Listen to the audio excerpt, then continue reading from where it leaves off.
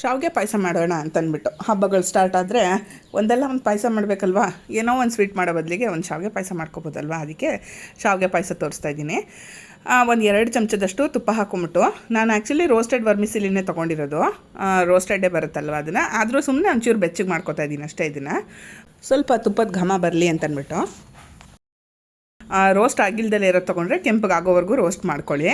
ನಾನು ಕಟ್ ಮಾಡಿಲ್ಲ ಇಲ್ಲೆಲ್ಲೂ ನೋಡಿ, ಕಂಟಿನ್ಯೂಸ್ ಹಾಗೆ ಸ್ವಲ್ಪ ಒಂದು 2 ನಿಮಿಷ ಒಂಚೂರು ಕೆಂಪಗೆ ಆಗೋ ಹಾಗೆ ಮಾಡ್ಕೊಂಬಿಟ್ಟು ತಕ್ಷಣ ಹಾಲು ಹಾಕ್ತಾಯಿದ್ದೀನಿ. ಹಾಲು ಹಾಕ್ಕೊಂಡು ಅದನ್ನು ಬೇಯಿಸ್ಕೋಬೇಕು. ಹಾಲಲ್ಲಿ 1 ಕಪ್ಪಷ್ಟು ನಾನು ರೋಸ್ಟೆಡ್ ವರ್ಮಿಸಿಲಿ ತೊಗೊಂಡಿದ್ದೀನಿ.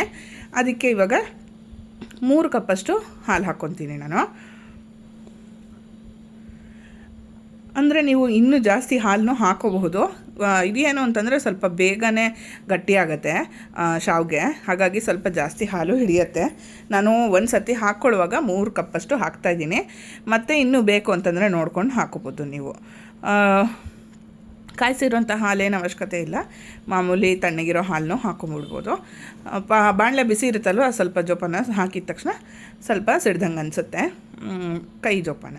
ಎಲ್ಲದನ್ನೂ ಕಲಸಿ ನೋಡಿಬಿಟ್ಟು ಇನ್ನೂ 1 ಕಪ್ಪಷ್ಟು ಆ್ಯಡ್ ಮಾಡ್ಕೊಳ್ಳೋಣ ಶಾವಿಗೆನ. ಹಾಕ್ತಾನೆ ನೀವು ಅದನ್ನು ಕೈಯಲ್ಲಿ ಕಲಕ್ತಾನು ಹೋಗ್ಬೋದು, ಉಪ್ಪಿಟ್ಟು ಮಾಡ್ದಂಗೆ.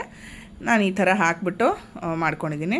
ತುಪ್ಪ ಏನು ಅತಿಯಾಗಿ ಬೇಕಾಗಲ್ಲ, ಒಂದು 2 ಚಮಚದಷ್ಟು ತುಪ್ಪ ಹಾಕಿದ್ದೀನಲ್ವ, ಅಷ್ಟರಲ್ಲೇ ಚೆನ್ನಾಗಾಗತ್ತೆ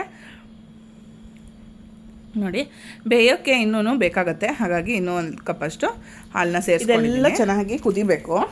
ಒಂದು ಮೀಡಿಯಮ್ ಫ್ಲೇಮಲ್ಲಿ ಇಟ್ಕೊಂಡ್ಬಿಟ್ಟು ಚೆನ್ನಾಗಿ ಕುದಿಸ್ಕೊಳ್ಳಿ, ಚೆನ್ನಾಗಿ ಬೇಯೋವರೆಗೂ. ನೋಡಿ ಈ ಥರ ಗಟ್ಟಿ ಇರುತ್ತಲ್ವ, ಆ ಶಾವಿಗೆ ಎಲ್ಲ ಚೆನ್ನಾಗಿ ಬೆಂದು ದಪ್ಪ ಆಗಬೇಕು, ಅಲ್ಲಿವರೆಗೂ ಚೆನ್ನಾಗಿ ಬೇಯಿಸ್ಕೊಳ್ಳಿ. ಸಣ್ಣ ಉರಿ ಜಾಸ್ತಿ ಇಟ್ಕೊಳಕ್ಕೆ ಹೋಗಬೇಡಿ, ಆಮೇಲೆ ಇದು ಮಾಡೋಕ್ಕೆ ಹೋಗಬೇಡಿ, ಉಕ್ಕಿಸ್ಬಿಡ್ಬೇಡಿ. ಸ್ವಲ್ಪ ಗಮನಿಸ್ಕೊತಾ ಇರಿ. ನೀವು ಇಟ್ಬಿಟ್ಟು ಎಲ್ಲೋ ಹೋಗ್ಬಿಟ್ರೆ ತಳ ಅಂಟೋದು ಅಥವಾ ಉಕ್ಕೋ ಅಂಥದ್ದು ಚಾನ್ಸಸ್ ಇರುತ್ತೆ. ಸ್ವಲ್ಪ ಅಲ್ಲೇ ಇದ್ದು ನೋಡ್ಕೋಬೇಕು. ಶಾವಿಗೆ ಪಾಯಸ ಮಾಡೋದೇನು ತುಂಬ ವಿಶೇಷ ಅಂತ ಏನು ನಾನೇನು ಹೇಳಲ್ಲ.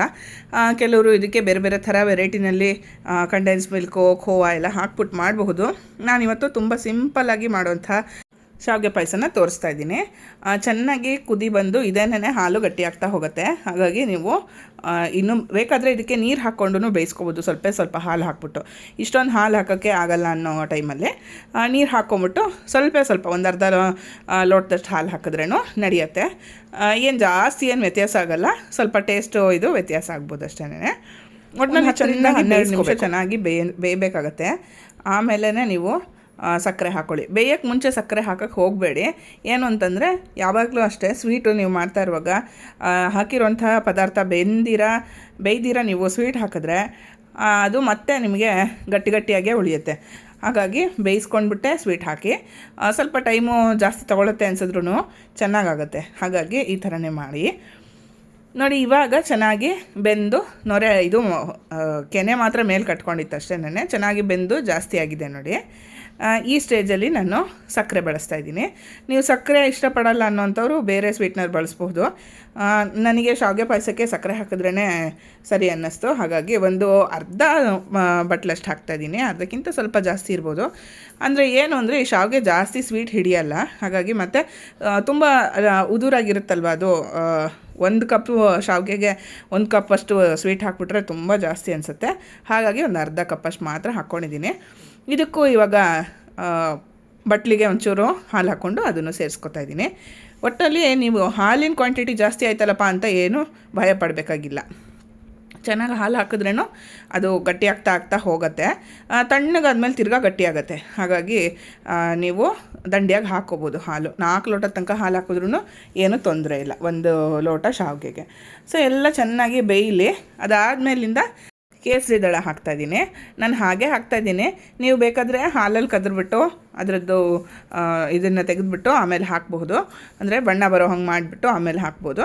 ಡೈರೆಕ್ಟಾಗಿ ಹಾಕ್ತಾಯಿದ್ದೀನಿ, ಬೇಯುತ್ತಲ್ವ ಹೇಗೂ ಅಂತಂದ್ಬಿಟ್ಟು. ಹಾಲಿನ ಅಂಶ ಇದರಲ್ಲೂ ಹಾಲಿರೋದ್ರಿಂದ ನಾನು ಹಾಗೆ ಹಾಕಿದ್ದೀನಿ. ಎಲ್ಲ ಬೆಂದ ಮೇಲೆ ಕೇಸರಿ ದಳ ಒಂದು ಲಾಸ್ಟಲ್ಲಿ ಹಾಕ್ತಾಯಿದ್ದೀನಿ. ಅದಾದಮೇಲೆ ಲಾಸ್ಟಲ್ಲಿ ಒಂದು ಸ್ವಲ್ಪ ಏಲಕ್ಕಿ ಪುಡಿ ಹಾಕಿದ್ದೀನಿ. ಈಗ ತುಪ್ಪದಲ್ಲಿ ಡ್ರೈ ಫ್ರೂಟ್ಸ್ನ ಕರಿಯೋಣ. ಅದಕ್ಕೆ ಫಸ್ಟು ಒಂದು 2 ಚಮಚದಷ್ಟು ತುಪ್ಪ ಹಾಕ್ಕೊಂಬಿಟ್ಟು ಗೋಡಂಬಿ ಮತ್ತು ಬಾದಾಮಿನ ಸಣ್ಣದಾಗಿ ಹೆಚ್ಚಿಟ್ಕೊಂಡಿದ್ದೀನಿ ಉದ್ದುದ್ದಕ್ಕೆ, ಅದನ್ನು ಸೇರಿಸ್ಕೊತಾ ಇದ್ದೀನಿ. ಅದೊಂದು ಸ್ವಲ್ಪ ಫ್ರೈ ಆದಮೇಲಿಂದ ದ್ರಾಕ್ಷಿ ಸೇರಿಸ್ಕೊಳ್ಳೋಣ. ಯಾಕಂದರೆ ಒಟ್ಟಿಗೆ ಹಾಕ್ಬಿಟ್ರೆ ದ್ರಾಕ್ಷಿ ಬೇಗ ಆಗೋಗ್ಬಿಡುತ್ತಲ್ವ, ಹಾಗಾಗಿ ಸ್ವಲ್ಪ ಇದೆಲ್ಲ ಫ್ರೈ ಆಗಲಿ ಆಮೇಲಿಂದ ಹಾಕ್ಕೊಳ್ಳೋಣ ಅಂತ ಅಂದ್ಬಿಟ್ಟು ತುಪ್ಪ ಬೇಕಾದರೆ ನೀವು ಇನ್ನೂ ಕ್ವಾಂಟಿಟಿ ಜಾಸ್ತಿ ಮಾಡ್ಕೋಬಹುದು. ಅತಿ ತುಪ್ಪದ ಅವಶ್ಯಕತೆ ಕಾಣಲಿಲ್ಲ ನನಗೆ, ಸ್ವಲ್ಪನೇ ಮಾಡ್ತಾ ಇರೋದಲ್ವ ಕ್ವಾಂಟಿಟಿ, ಹಾಗಾಗಿ ಸ್ವಲ್ಪ ತುಪ್ಪ ಹಾಕಿದ್ದೀನಿ. ಎಲ್ಲ ಚೆನ್ನಾಗಿ ಫ್ರೈ ಮಾಡ್ಕೊಂಬಿಟ್ಟು ಅದಾದಮೇಲೆ ದ್ರಾಕ್ಷಿನ ಆ್ಯಡ್ ಮಾಡ್ಕೊಳ್ಳಿ. ಒಂದು 5-6 ಬಾದಾಮಿ, ಒಂದು 5-6 ಗೋಡಂಬಿ ಮತ್ತು 10-12 ದ್ರಾಕ್ಷಿ ತೊಗೊಂಡಿದ್ದೀನಿ. ಜಾಸ್ತಿ ಏನು ತೊಗೊಂಡಿಲ್ಲ ನಾನು, ಕ್ವಾಂಟಿಟಿ ಕಮ್ಮಿ ಇರೋದ್ರಿಂದ ಕಮ್ಮಿ ಹಾಕೋಬೋದು. ನಿಮಗೆ ಜಾಸ್ತಿ ಹಾಕೋಬೇಕು ಅನ್ಸಿದ್ರೆ ಖಂಡಿತ ಹಾಕ್ಕೊಳ್ಳಿ. ಎಲ್ಲ ಚೆನ್ನಾಗಿ ಫ್ರೈ ಮಾಡ್ಕೊಂಬಿಟ್ಟು ಕೆಂಪಿಗೆ ಮಾಡ್ಕೊಂಬಿಟ್ಟು ನಾವು ತೆಗೆದಿಟ್ಕೊಳ್ಳೋಣ. ಬಾಣಲೆ ಬಿಸಿ ಇರುತ್ತೆ ಅಂತ ಅನ್ಸಿದ್ರೆ ನೀವು ಬೇರೆ ಬಟ್ಲಲ್ಲಿ ತೆಗೆದಿಟ್ಕೊಂಡಿರಿ. ಯಾಕಂದರೆ ನೀವು ಬೇರೆ ಮೇಲ್ಗಡೆ ಏನಾದ್ರು ಗಾರ್ನಿಷ್ ಮಾಡುವಾಗ ಹಾಕಬೇಕು ಅಂತಂದರೆ ಬಾಣಲೆಲ್ಲ ಇಟ್ಟಿದ್ದರೆ ಬಾಣಲೆನಲ್ಲಿ ಇನ್ನೂ ಸೀದೋಗ್ಬಿಡುತ್ತೆ. ಹಾಗಾಗಿ ಆ ಥರ ಮಾಡ್ಕೊಳ್ಳೋದು ಬೇಡ. ಇದನ್ನು ಒಂದು ಬಟ್ಲಲ್ಲಿ ತೆಗೆದಿಟ್ಕೊಂಡಿರೋಣ. ನೋಡಿ, ಅಷ್ಟರಲ್ಲೇ ಅದು ಸಣ್ಣ ಉರಿನಲ್ಲಿ ಹಿಂದೆ ಬೇಯ್ತಾ ಇತ್ತು.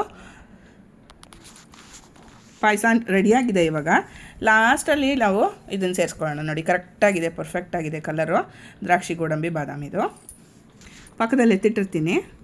ಈ ಸ್ಟೇಜಲ್ಲಿ ನಾನು ಏಲಕ್ಕಿ ಪುಡಿನೂ ಹಾಕಿದ್ದೀನಿ, ಆದರೆ ನಾನು ಶೂಟ್ ಮಾಡೋದು ಮರ್ತಿದ್ದೀನಿ. ನೋಡಿ, ಇವಾಗ ಒಂದಷ್ಟು ದ್ರಾಕ್ಷಿ ಗೋಡಂಬಿ ಹಾಕ್ತಾಯಿದ್ದೀನಿ, ಮತ್ತು ಗಾರ್ನಿಷ್ಗೆ ಇನ್ನೊಂದು ಸ್ವಲ್ಪನ ಹಾಕ್ತೀನಿ. ಇದನ್ನು ತಣ್ಣಗೆ ಹಾಕಿಬಿಟ್ಬಿಟ್ಟು ನೀವು ಫ್ರಿಜ್ಜಲ್ಲಿ ಇಟ್ಕೊಂಡು ತಿನ್ಬೋದು, ಅಥವಾ ಬಿಸಿಯಾಗೇ ತಿನ್ಬಹುದು. ಒಟ್ಟಿನಲ್ಲಿ ಶಾವಿಗೆ ಪಾಯಸ ಅಂತೂ ತುಂಬಾ ಚೆನ್ನಾಗಾಗುತ್ತಪ್ಪ. ನೀವೇನಾದ್ರು ಹೇಳಿ, ಮೊದಲನೇ ಸರ್ತಿ ಏನು ಸ್ವೀಟ್ ಮಾಡೋಕ್ಕೆ ಬರಲ್ಲ ಅನ್ನೋಂಥವ್ರು ಸಹ ಮಾಡ್ಕೊಂಬಿಡ್ಬೋದು. ಅತಿ ಕಷ್ಟಪಡೋ ಅವಶ್ಯಕತೆ ಇರಲ್ಲ. ನೋಡಿ, ಕರೆಕ್ಟಾಗಿದೆ ಕನ್ಸಿಸ್ಟೆನ್ಸಿ. ತಣ್ಣಗಾದ್ಮೇಲೆ ಸ್ವಲ್ಪ ಗಟ್ಟಿ ಆಗಬಹುದು, ಏನು ತೊಂದರೆ ಇಲ್ಲ. ಬೇಕು ಅಂದರೆ ಮತ್ತೆ ನೀವು ತಿರ್ಗಾ ಹಾಲು ಹಾಕ್ಕೊಂಡು ತಿನ್ನಬಹುದು, ಅಥವಾ ಬಿಸಿ ಮಾಡ್ಕೋಬಹುದು ಮತ್ತೇನೋ. ನೋಡಿ, ಇವಾಗ ಗಾರ್ನಿಷ್ಗೆ ಇನ್ನೊಂಚೂರು ಉಳಿದಿದ್ದಂಥ ದ್ರಾಕ್ಷಿ ಗೋಡಂಬಿ ಬಾದಾಮಿ ಎಲ್ಲ ಹಾಕಿದ್ಮೇಲೆ ಫಸ್ಟ್ ಕ್ಲಾಸ್ ಆಗಿರೋಂಥ ಶಾವಿಗೆ ಪಾಯಸ ರೆಡಿಯಾಗಿದೆ. ಉದುರುದ್ರಾಗಿ ಚೆನ್ನಾಗಾಗತ್ತೆ. ಏನು ಯೋಚನೆ ಮಾಡಬೇಡಿ, ಆರಾಮಾಗಿ ಮಾಡ್ಕೊಳ್ಳಿ. ಎಲ್ಲ ಹಬ್ಬಗಳನ್ನೂ ಚೆನ್ನಾಗಿ ಆಚರಿಸಿ. ಏನಾದರೂ ಸ್ವೀಟ್ ತಿನ್ನಬೇಕು ಅಂತ ಅನ್ನುವಾಗ ಈ ಥರದ್ದೊಂದು ಪಾಯಸನ ನೀವು ಮಾಡಿಕೊಂಡು ತಿಂದು ಮಜಾ ಮಾಡಿ.